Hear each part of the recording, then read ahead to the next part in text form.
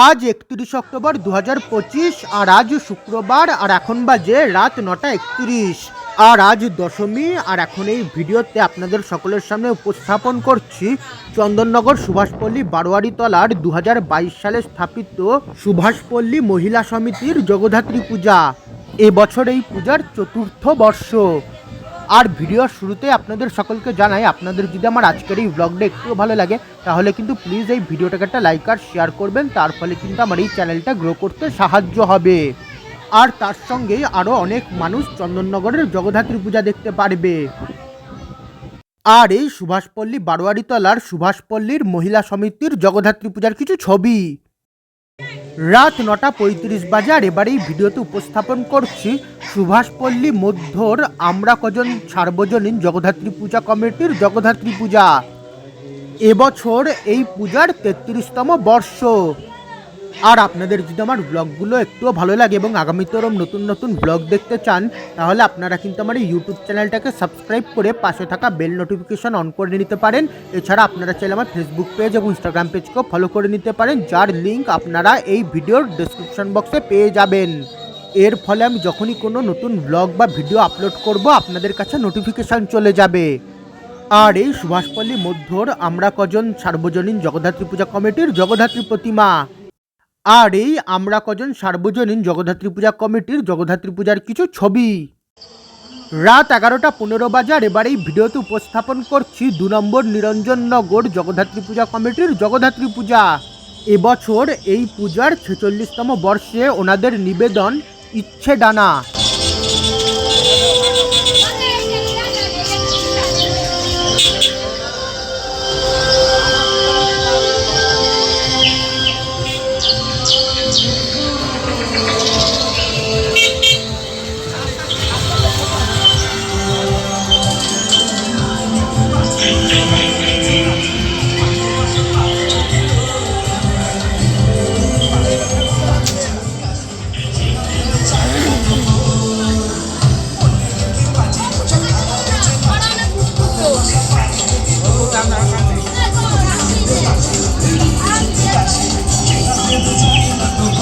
আলোর সাজে মণ্ডপ দেখতে খুবই সুন্দর লাগছে। আর এখানে খাঁচার মধ্যে বন্দি পাখিদেরকে দেখানো হয়েছে।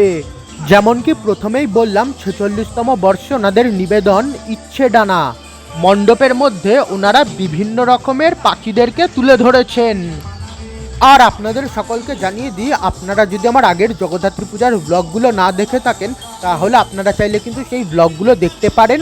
আমার জগদ্ধাত্রী পূজা 2025 নামক প্লেলিস্টে কিন্তু আপনারা সমস্ত জগদ্ধাত্রী পূজার ব্লগ এবং ভিডিও পেয়ে যাবেন। আর সেই প্লেলিস্টের লিঙ্ক এবং আরও অন্যান্য ব্লগ এবং প্লেলিস্টের লিঙ্ক কিন্তু আপনারা পেয়ে যাবেন এই ভিডিওর আই বাটন এবং ডেসক্রিপশন বক্সে। আর এই ভিডিওর মাধ্যমে আপনাদের সকলের সামনে মণ্ডপের ভেতরটা উপস্থাপন করলাম। আর এবার ভিডিওতে উপস্থাপন করছি ৪৬তম বর্ষে ২ নম্বর নিরঞ্জননগর জগদ্ধাত্রী পূজা কমিটির জগদ্ধাত্রী প্রতিমা। আজ দশমীর রাত এবং আগামীকাল একাদশীর রাতে চন্দননগরের শোভাযাত্রা হবে। এবছর একাদশীর রাতে চন্দননগরের শোভাযাত্রা হবে। আর সেই কারণেই আজকে পুজোর শেষ দিন হওয়ায় চারিদিকে গান বাজছে এবং আনন্দ হচ্ছে। পূজার শেষ রাতটা সকলে আনন্দে কাটাতে চাইছে। রাত 11:18 বাজে আর এই ২ নম্বর নিরঞ্জননগর জগদ্ধাত্রী পূজা কমিটির জগদ্ধাত্রী পূজার কিছু ছবি।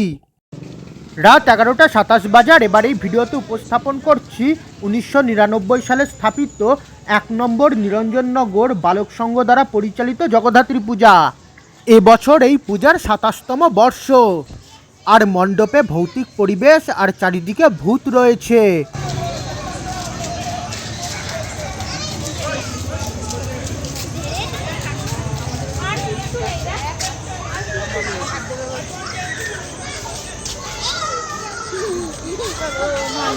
अरे ये क्या है? देखो ये क्या है?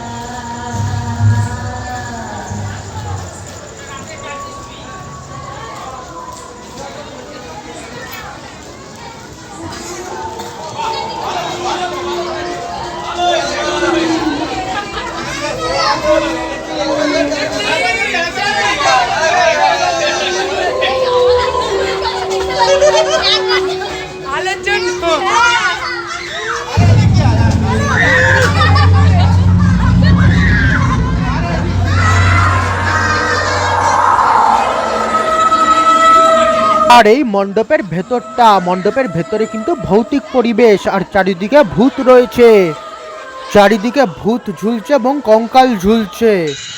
আলো এবং ধ্বনির মাধ্যমে ওনারা কিন্তু ভৌতিক পরিবেশ সৃষ্টি করেছেন।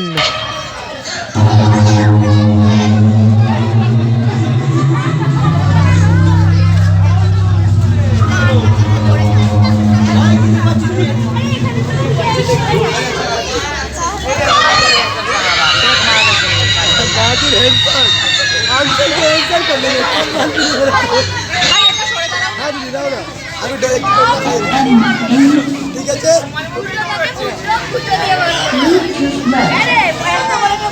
ছোলা ঝুলছে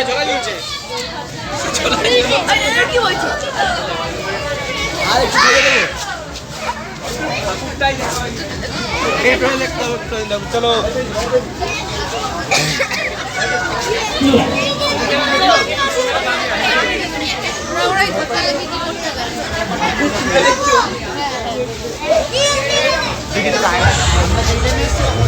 মণ্ডপের ভেতরে ওনারা খুব সুন্দর কিন্তু পরিবেশ সৃষ্টি করেছেন, আর তার সঙ্গেই কিন্তু মানুষ কিন্তু ভূত সেজে কিন্তু মণ্ডপের ভেতরে ঘুরে বেড়াচ্ছে। এই মুহূর্তে এখানে গান বাজানো হচ্ছে এবং দেখানো হচ্ছে ভূতের নৃত্য। এই মুহূর্তে এখানে ভূত, প্রেত, চুড়েল, শাকচুন্নি সমস্ত ভূতেরা কিন্তু নৃত্য করছে।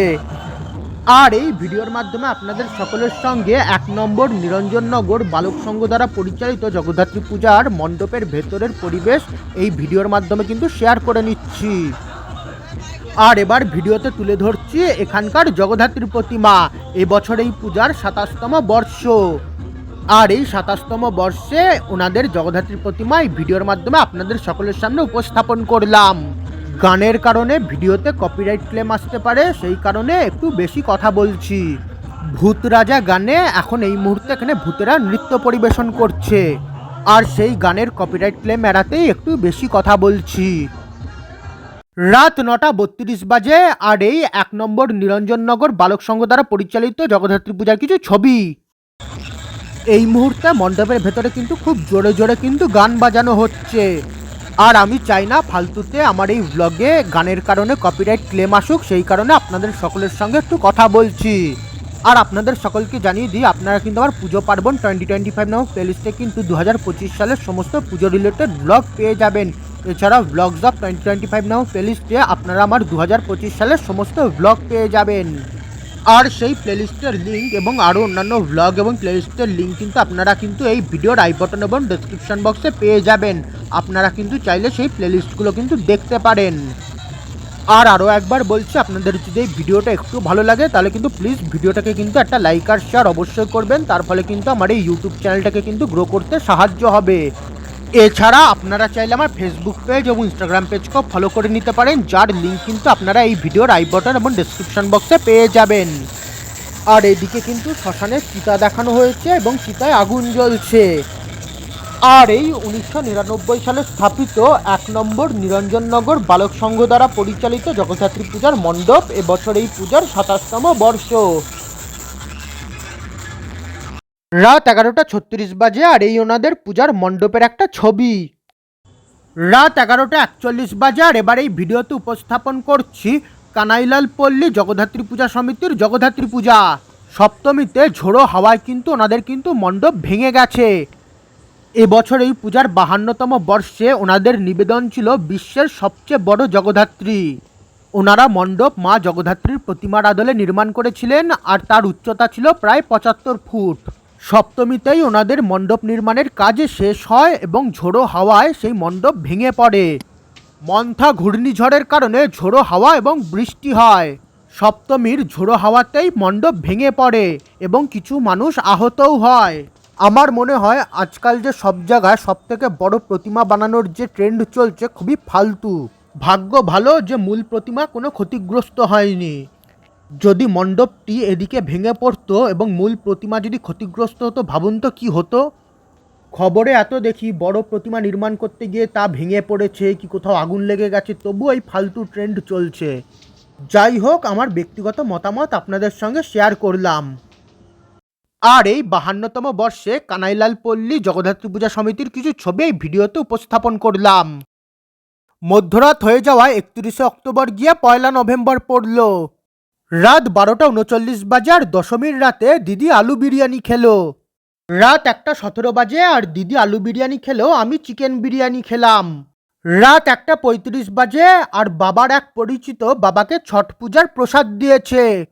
রাত 1:55 বাজে আর এত রাতে পান খেলাম। রাত 2:01 বাজে আর দিদি কোল্ড কফি নিয়ে এসেছে, আর তার সঙ্গেই মাউন্টেন ডিউ, পেপসি এবং 7 আপ নিয়ে এসেছে। ভোর 5:09 বাজে আর এগুলো সুভাষপল্লীর আলো।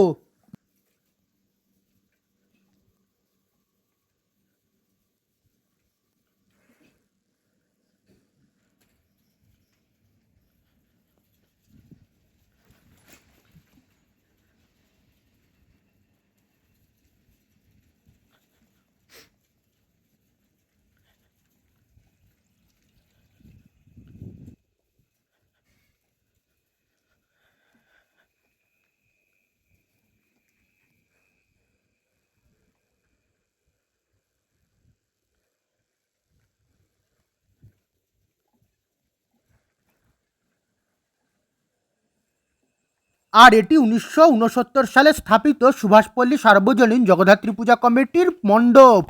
আগের ব্লগে তুলে ধরলেও তখন সকাল হয়ে গেছিল এবং আলোর সাজটা দেখা যাচ্ছিল না, তাই আবারও ব্লগে তুলে ধরলাম। 57তম বর্ষে ওনাদের নিবেদন স্বপ্নের উড়ানে।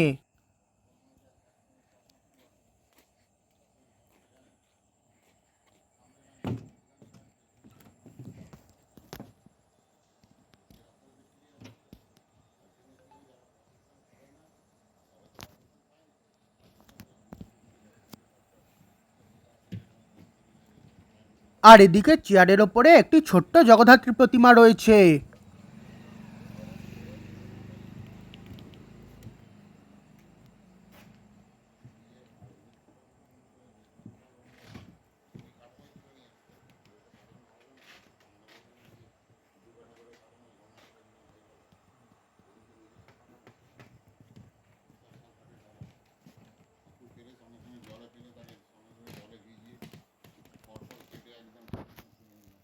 আর এই সুভাষপল্লীর জগদ্ধাত্রী প্রতিমা।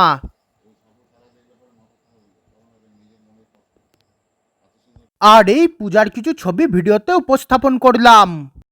ভোর 5:15 বাজে আর এদিকটা আলোর মাধ্যমে সাজানো হয়েছে।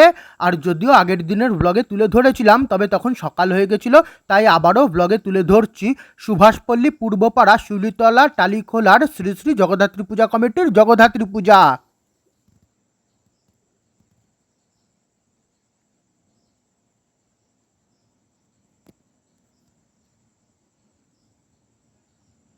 আর এই এখানকার জগদ্ধাত্রী পূজার কিছু ছবি।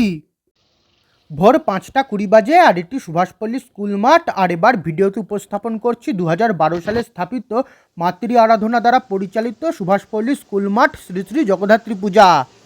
যদিও আগের ব্লগেও তুলে ধরেছিলাম, তবে তখন ভোর হয়ে যাওয়ায় আলোগুলো বন্ধ করে দেওয়া হয়েছিল, তাই মাঠের আলোগুলো ভিডিওতে তুলে ধরছি।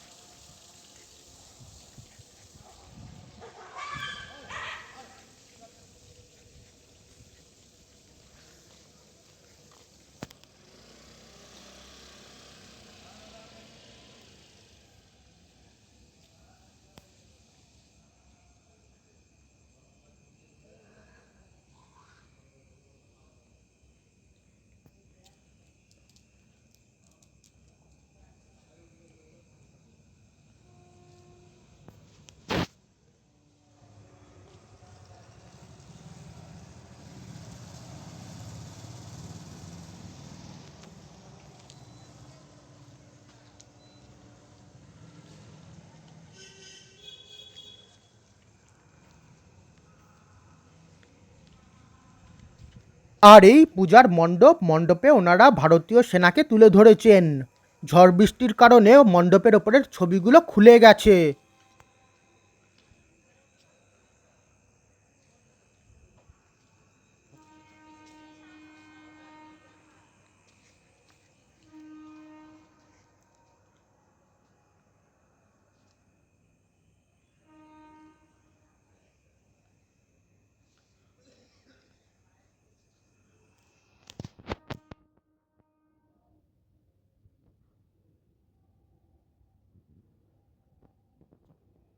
আর এই সুভাষপল্লী স্কুল মাঠের পূজার কিছু ছবির সঙ্গে আজকের এই ভ্লগটা আবার এখানেই শেষ করছি।